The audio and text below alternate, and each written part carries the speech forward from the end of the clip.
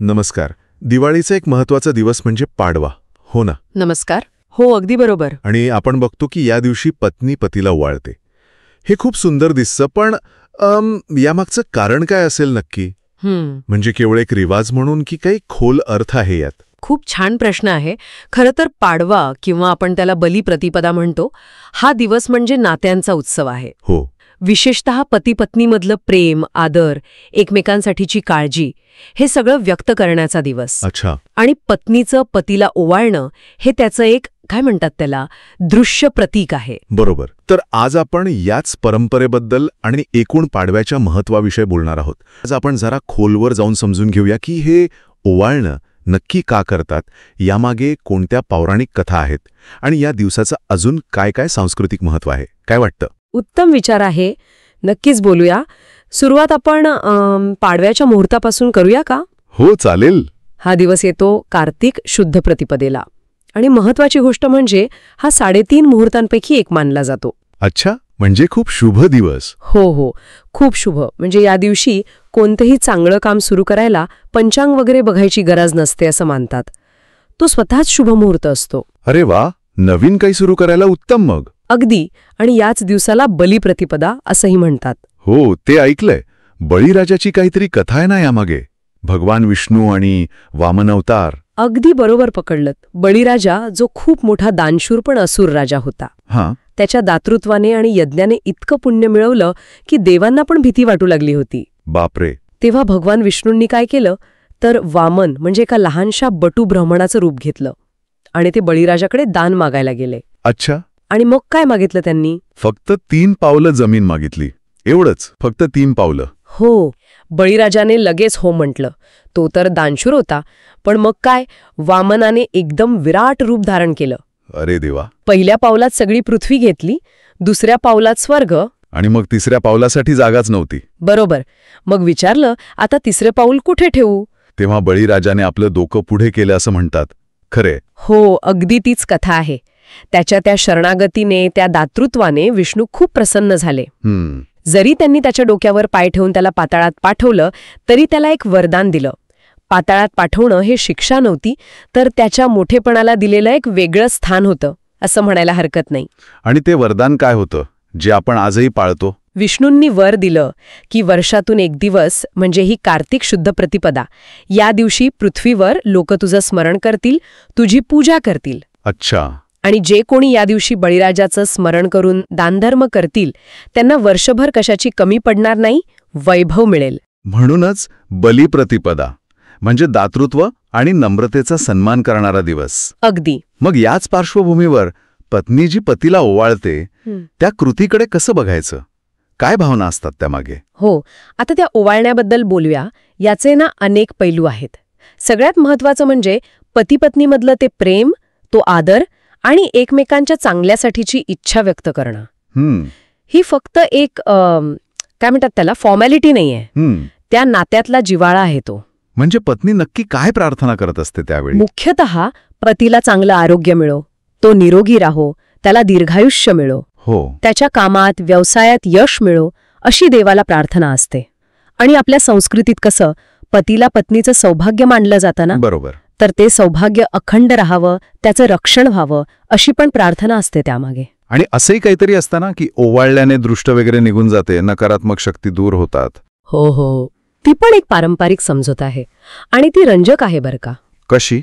ओवाळताना जो दिवा असतो, निरंजन, त्याच्या ज्योतीने पतीभोवती एक प्रकारचं सकारात्मक ऊर्जेचं कवच तयार होतं, असं मानलं जातं. अच्छा. आणि त्यामुळे मग नकारात्मक ऊर्जा, वाईट शक्ती किंवा दृष्ट लागणं, या सगळ्यांपासून त्याचं रक्षण होतं. एक प्रकारे आध्यात्मिक संरक्षण मिळतं पतीला. अरे वा, हे खूपच इंटरेस्टिंग आहे. म्हणजे फक्त भावना नाही, तर एक प्रकारची काळजी आणि संरक्षणाची भावना पण आहे. अगदी. आणखी एक गोष्ट महत्वाची वाटते, ती म्हणजे कृतज्ञता, ग्रॅटिट्यूड. हो, नक्कीच. बहुतेक कुटुंबांमध्ये कसं असतं, पती हा कुटुंबाचा आधार असतो, आर्थिक बाजू सांभाळतो, कष्ट करतो. हो. तर पाडव्याच्या दिवशी ओवाळून पत्नी त्याच्या त्या कष्टांबद्दल, त्याच्या योगदानाबद्दल एक प्रकारे कृतज्ञता व्यक्त करते, त्याला सन्मान देते. म्हणजे एकमेकांच्या श्रमांची कदर करणं. बरोबर.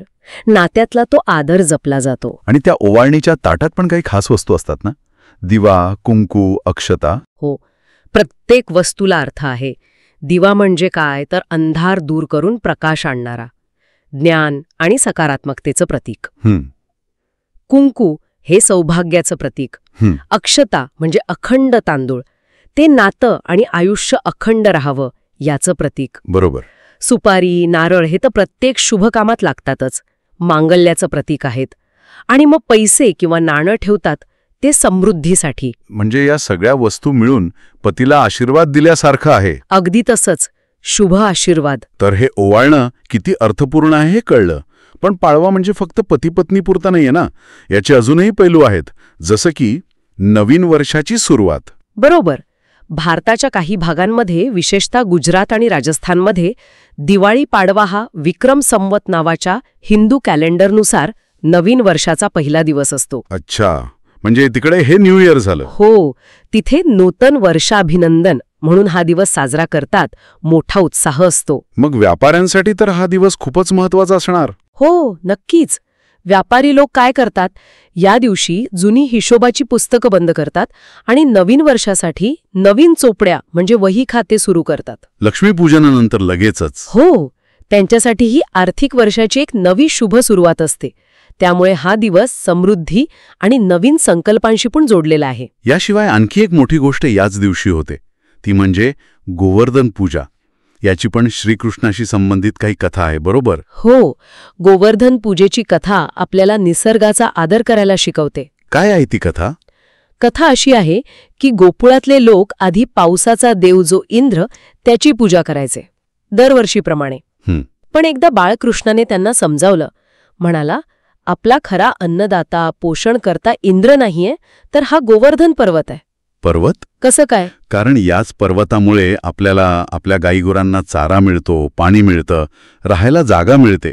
त्यामुळे आपण इंद्राची नाही तर या गोवर्धन पर्वताची पूजा करायला हवी, निसर्गाची पूजा करायला हवी. अच्छा, मग लोकांनी ऐकलं कृष्णाचं? हो, त्यांनी गोवर्धन पर्वताची पूजा केली. पण यामुळे काय झालं, इंद्रदेवाला राग आला. राग का? त्याला वाटलं हा माझा अपमान आहे. मग त्याने इतका पाऊस पाडला की सगळं गोकुळ पाण्यात बुडायला लागलं. अरे देवा. मग तेव्हा श्रीकृष्णाने काय केलं, आपल्या करंगळीवर अख्खा गोवर्धन पर्वत उचलून धरला. हो, हीच ती प्रसिद्ध घटना. अगदी तीच. आणि सगळ्या गोकुळवासियांना आणि त्यांच्या गुराढोरांना त्या पर्वताखाली आश्रय दिला. इंद्राचा गर्व उतरवला आणि निसर्गाचं महत्त्व पटवून दिलं. म्हणून मग आजही गोवर्धन पूजा करतात. हो, त्याची आठवण म्हणून. अनेक ठिकाणी लोक शेणाचा प्रतिकात्मक गोवर्धन पर्वत करतात आणि त्याची पूजा करतात. निसर्गाला धन्यवाद देण्याचा दिवस आहे हा. निसर्गाप्रती कृतज्ञता. आणि याच भावनेचा पुढचा भाग म्हणजे गोपूजन, गायीची पूजा. ती पण याच दिवशी असते ना? हो, गोपूजन पण याच दिवशी करतात. आपल्या संस्कृतीत गायीला खूप महत्वाचं स्थान आहे. तिला फक्त जनावर नाही मानत, तर गोमाता म्हणतात. गोमाता? हो, ती कामधेनू आहे असं म्हणतात. म्हणजे सगळ्या इच्छा पूर्ण करणारी. ती पृथ्वीचं प्रतीक आहे, जी आपलं पोषण करते. म्हणून तिची विशेष पूजा पाडव्याला करतात. कशी करतात ही पूजा? गायीला छान अंघोळ घालतात, सजवतात, गळ्यात फुलांच्या माळा घालतात, कपाळाला हळद, कुंकू, अक्षता लावतात, तिची आरती करतात, तिला गोड खायला देतात. असं म्हणतात की गोमातेची पूजा केली की घरात सुख समृद्धी येते, शांती नांदते.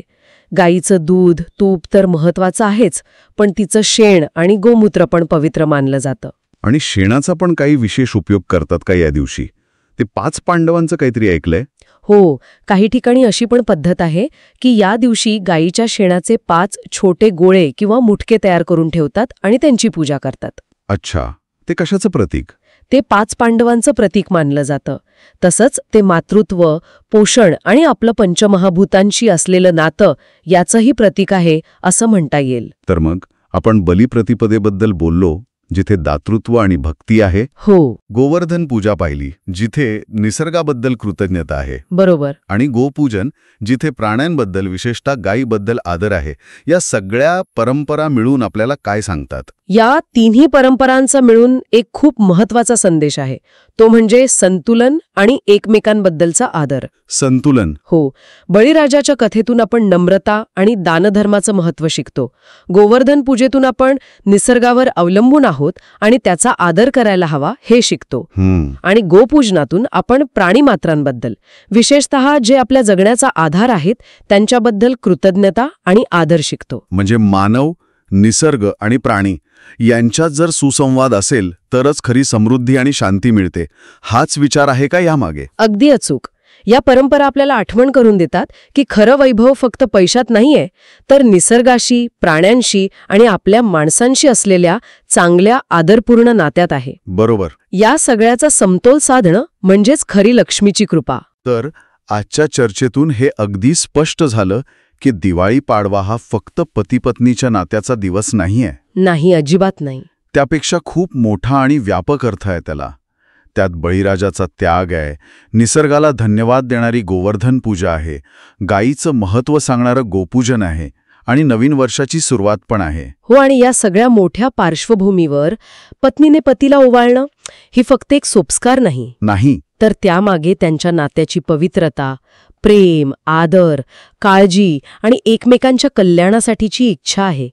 त्या छोट्याशा कृतीत खूप मोठा अर्थ भरलेला आहे. खरंच आपल्या या परंपरा किती अर्थपूर्ण आहेत.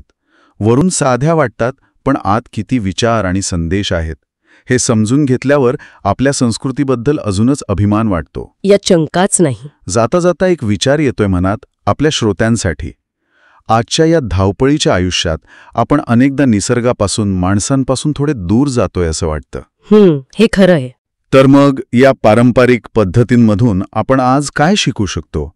निसर्गाबद्दलची कृतज्ञता, प्राण्यांबद्दल आदर आणि आपल्या जवळच्या नात्यांमधलं प्रेम आणि सन्मान हे जपण्याची शिकवण आजच्या काळात किती महत्वाची आहे? खूप महत्वाचा प्रश्न आहे. या परंपरांकडे आपण फक्त जुन्या रूढी म्हणून बघायचं, की त्यात जीवनाचे काहीतरी शाश्वत, महत्वाचे संदेश आहेत, ज्यांचा आजही विचार करायला हवा? बरोबर. हा विचार प्रत्येकाने करायला हवा.